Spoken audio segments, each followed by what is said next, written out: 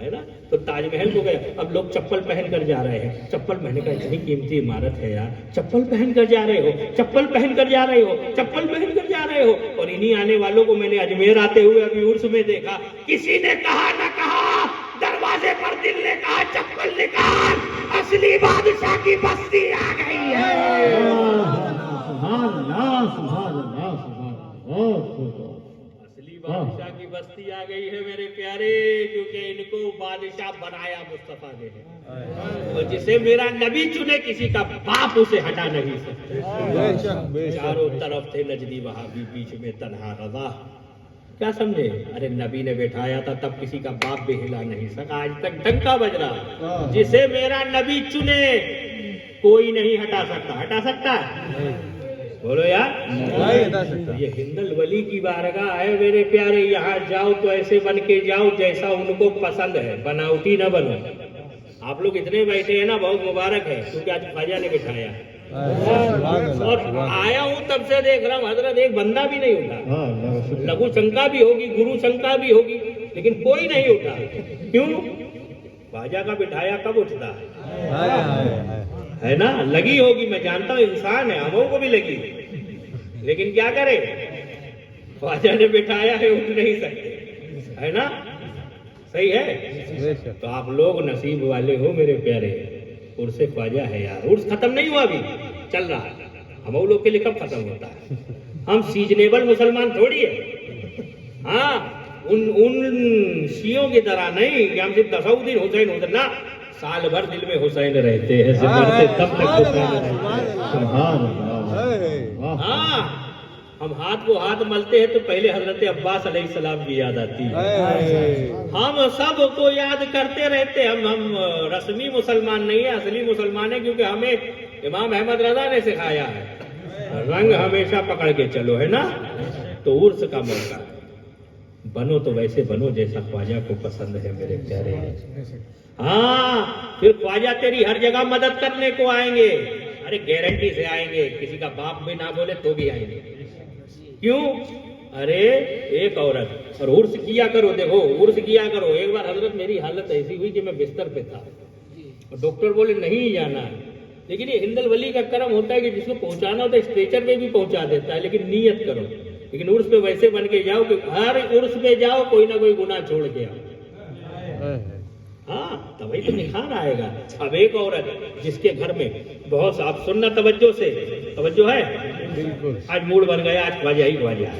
मैंने कहा ना, मैं शादी किसी की सहरा किसी का नहीं बढ़ूंगा, आज ख्वाजा ही ख्वाजा। हाँ, क्योंकि हम अपने बाप का जिक्र करने नहीं बैठे, रसूल पाक का जिक्र करने बैठे। सुभान अल्लाह, सुभान है ना। तब गरीब नवाज हिंदल वली के उर्स में हर कोई जाता है। तो एक औरत थी, उसका शौहर हीरे और दागीने का बिजनेस करता था। किसका?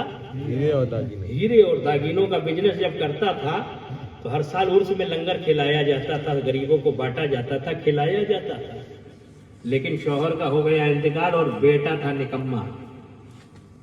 जुआ सट्टे की लत थी, इसलिए मुसलमानों जुए से बचो, सट्टों से बचो। शॉर्टकट में आप बहुत जल्दी अमीर बनना चाहते हैं, शॉर्टकट बहुत खतरनाक रहा है। जंगली रमी के जरिए, क्रिकेट ऑनलाइन के जरिए, और IPL तो ऐसा लगे हजरत इनका दादा मुर्शिद है। 24 घंटा IPL। अबे क्या मिला तूने IPL बोला तो? अगर 3 बार बोल देता अलिफ लाम मीम, 30 नेकियां तेरे हर हार का नामाए अमाल में आई। हाँ, अलिमुन हरफुन, लामुन हरफुन, मीमुन हरफुन, अलिफ लाम मीम कह देता, 30 नेकियां, है ना। नहीं मेरे प्यारे, IPL नहीं, हम कुरान वाले, है ना। क्या है?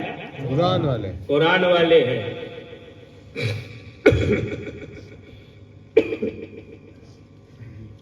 नहीं, पानी मत देना, नहीं तो कहेंगे वहाबी के पी के बोलते हैं, है ना।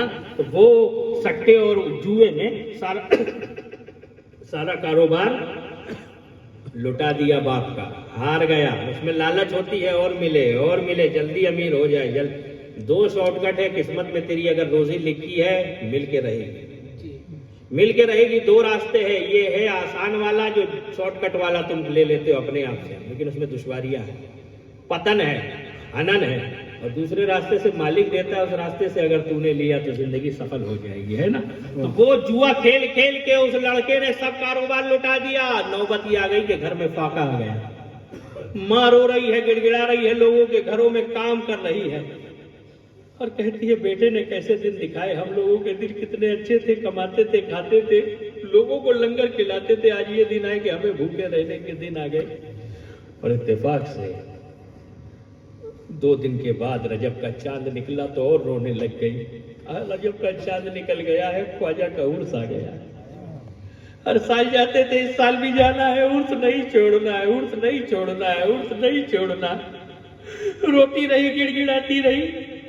उसने अपने बेटे से कहा है बेटा, अब्बा की सुन्नत थी और उनका ये तरीका था कि हर साल उर्स पे जाते थे। आज तो हमारे पास ना पैसा है, ना रुपया है, ना कुछ है। मैंने लोगों के घरों में काम कर करके ये कुछ 2-2.5 हजार रुपया बचा कर रखा है।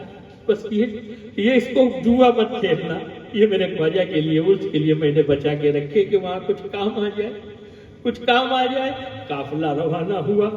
जबरदस्ती बेटे ने कहा मैं नहीं जाऊंगा। क्या मिलता है अजमेर से, क्या मिलता है अजमेर से, क्या देता है ख्वाजा, नहीं जाना। वो था ही दुनियादार, है ना। जब गया, माँ जबरदस्ती ले गई, वहां रहा पूरा 10 दिन। उसने उर्स का निकाल दिया। लोगों को देखे जा रही है माँ, तड़पती जा रही है माँ, बिलखती जा रही है माँ। अल्लाह कैसा दिन आ गए, हम लंगर खिलाते थे, होता है ना, याद आती है इसके बाप यहाँ लंगर खिलाते थे, यहाँ हम लोग कितने ख्वाजा के इश्क में यहाँ रहते थे। मस्ताजी हाल आ गया कि फकीरों की यहाँ बैठ के हमें खाना पड़ रहा है। ये बेटे ने कैसे दिन दिखाए, कैसे दिन।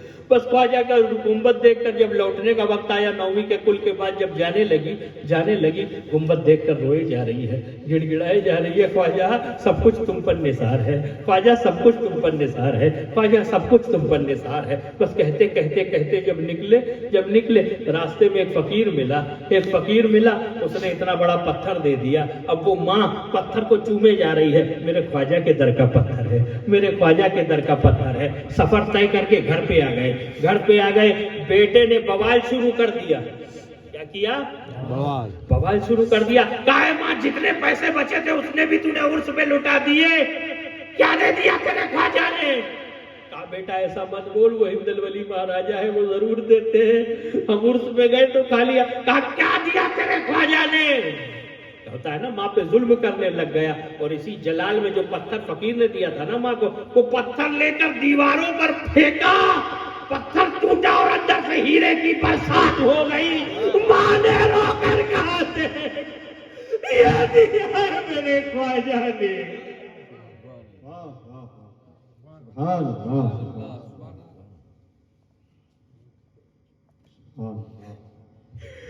ये दिया है मेरे ख्वाजा ने, ये दिया। ये सुल्तानुल हिंद की जात है। दीवानों ख्वाजा आज भी मदद करते हैं, आज भी हमें कैसे न करे। जब गरीब नवाज सरकार का विशाल हुआ और गरीब नवाज सरकार ने कुतुबुद्दीन ऐबक बख्तियार काकी को भेजा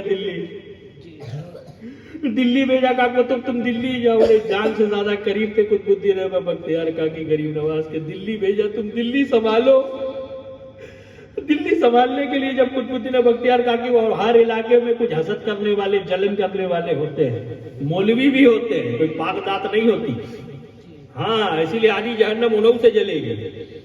जो हदीस है वो हदीस है, बुरा लगता हो तो 500 बार मिर्ची लगाओ, नबी ने कहा है। लेकिन उलमाए हक नहीं, उलमाए सू की बात कही है ना। तो जब कुतुब सरकार वहां गए तो वहां का बादशाह था कुतुबुद्दीन। कौन था? हाँ, वो कुतुबुद्दीन बख्तियार काकी रहमतुल्लाह अलैह का बहुत अदब करता, मुरीद हो गया। बादशाह नीचे बैठता, कुतुब सरकार को बुलंद मकाम पर बैठाता। कहाँ बैठाता? बुलंद मकाम पर बैठाता। बादशाह खुद नीचे बैठा करता, बुलंद मकाम पर बैठाता और बहुत अदब करता। तो मौलवियों को हसद पैदा हुआ कि यार ये फकीर आजकल का आया हुआ बादशाह तक गुलाम, सारी रियाया इसके करीब जाती है। सूफियों से हर दौर में इसी तरह जलन होती है कि सब लोग इनके पास क्यों जाया करते। अबे तुम्हारी जमात में नहीं है तो हम क्या करें, हमारी अहले सुन्नत में ही सारे सूफिया मौजूद हैं।